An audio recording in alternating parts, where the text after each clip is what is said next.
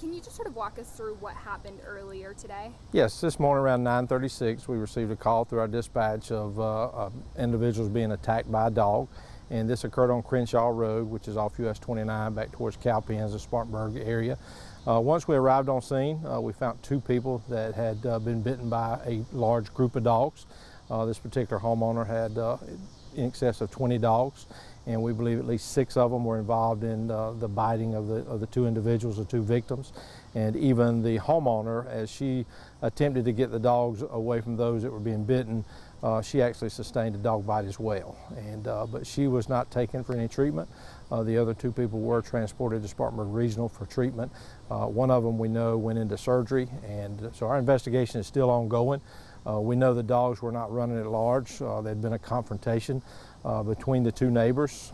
We have information that one of the persons that was bitten by the dog was shooting at the dogs with a BB gun, and then he came over onto their property and got into a verbal confrontation with that person, and the dogs began to bite him.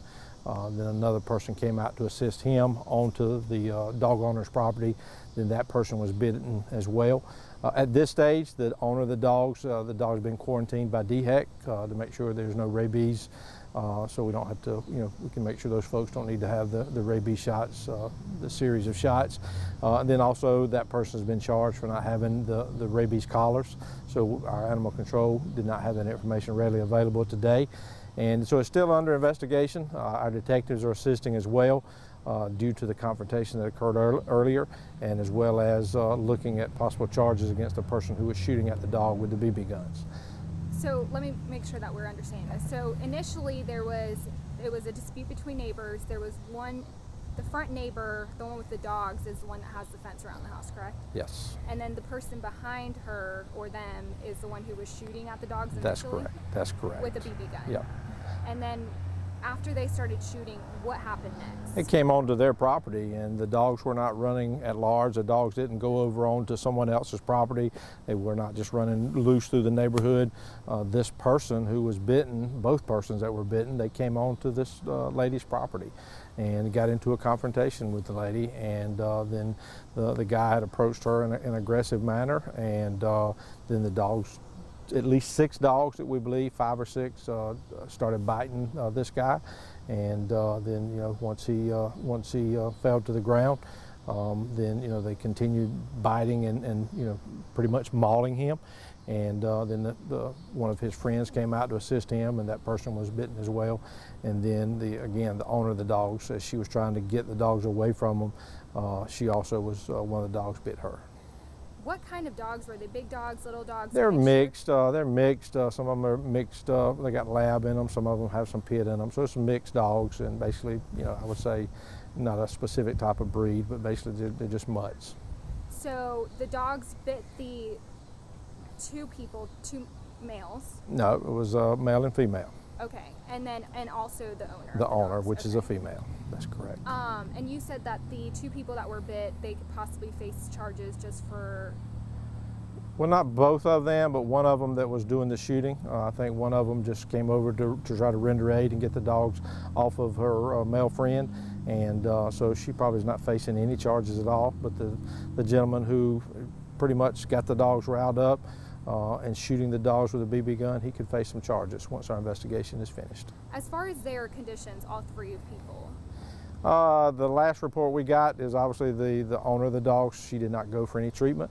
The other 2 went to Spartanburg Regional via ambulance, and one had to have surgery. And so their exact condition we're not sure of. They've not provided that information to us, but we do know they had non-life-threatening injuries.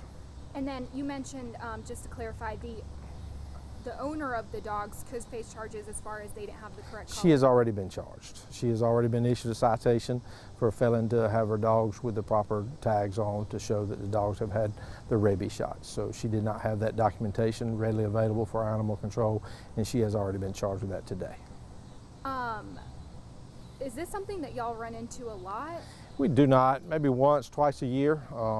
This is probably this year, maybe the second one. On average, maybe 2 a year. And generally you see sometimes a small child getting, get bit by a dog. And then, several years ago we had the kid that was mauled to death by a dog. Those are the worst ones. But it's something that you see at least once or twice a year. But everything was contained into the yard, so That's correct. none of the dogs got out. Could they be put down for this? That depends on the testing. That's why DHEC quarantines those dogs, and there's protocol that once a person sustains a bite by a dog, those dogs are quarantined for a period of days to make sure that there's no issues with rabies. And so if everything comes back with no issues, then obviously in this case the owner would be able to keep the dogs. But if there are issues, then DHEC would give further guidance whether the dog need to be put down. It's interesting that the owners of the dogs was cited despite the fact that they didn't necessarily initiate any of this.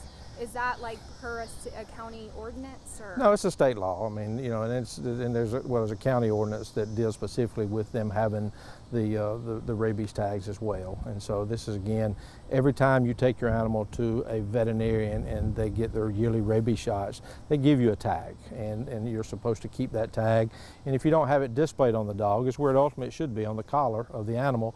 And if it's not displayed, it should be readily available for law enforcement and animal control to give proof that the dog has in fact had the vaccinations as required by Cyclone law. And in this case, she could not provide that. And then the person who was shooting the BB gun, that male, what kind of charges could he face? All the way up to animal cruelty, and it'd be dependent whether it's a misdemeanor or whether it be a felony charge. And considering the type of weapon, the BB gun, it probably would be more along the line of the misdemeanor charges. But again, that's very preliminary. We have not made those charges.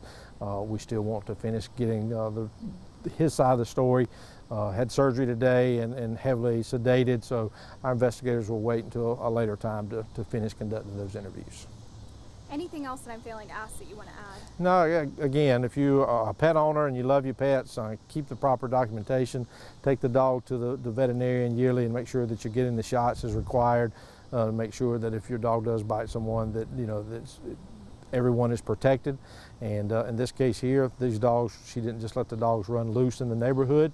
We do have a leash ordinance here, and so the dog either needs to be on a leash or it needs to be in a fenced-in area. And so basically the dogs were on their property, and this person came onto her property and got into a confrontation.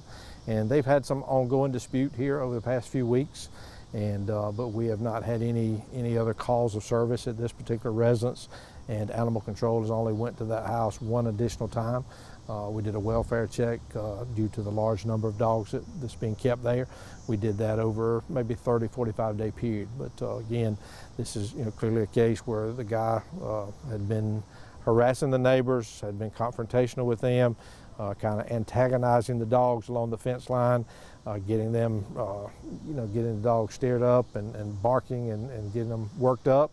And in this case, he was, they pulled up into the yard, the owner and another independent witness, and observed him with a BB gun. He throwed it down when he seen them, and so then he came from his yard over into her yard, and then that's when he was actually, the dogs bit him.